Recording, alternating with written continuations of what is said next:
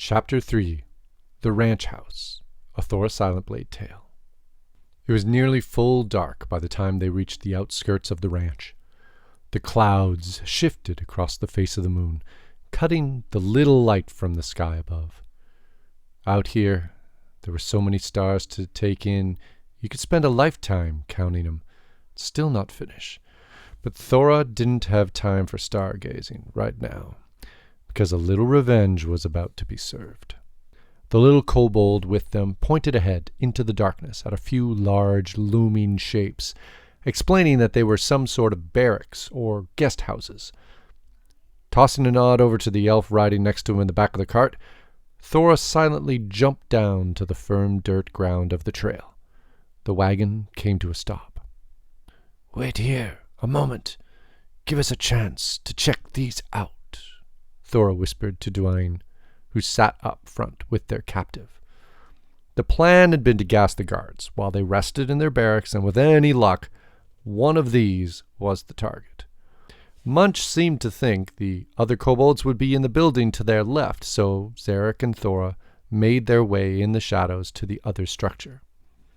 Quietly advancing on the back of the building, doing their best not to disturb the silence around them, the two found a window set high on the back wall. Palms out, Thora boosted the elf up while keeping a watch. The grounds were quite open, not offering much in the way of cover to advance on the main ranch house. They might need a distraction to get close. The light step of the elf was gone from Thora's hands as quickly as it had stepped up. Zarek had seen something.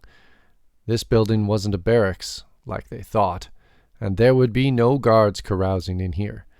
There seemed to be some sort of jail cell, and somebody was lying in wait in the ceiling. Thora smiled at the excitement in the ranger's voice. You could tell he was about to enjoy himself, and Thora found it endearing. The two of them circled around the building to take some sort of cover on approach, and then Zarek took over, while Thora again took watch outside.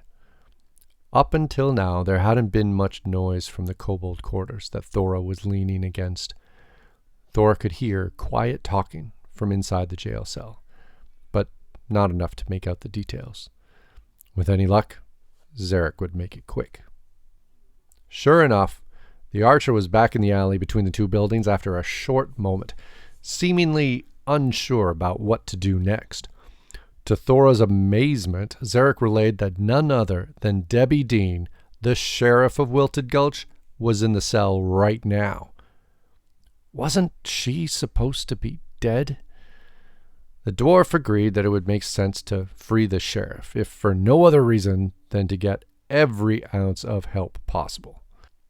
When Zarek returned, however, it was obvious that the sheriff had not fared well in her last encounter with the Cavendish crew. She had a heavy limp and a strong thirst for revenge. That was something Thora understood well. Thora slung Dean over her shoulder, and the three of them slunk back to the cart to report to the others.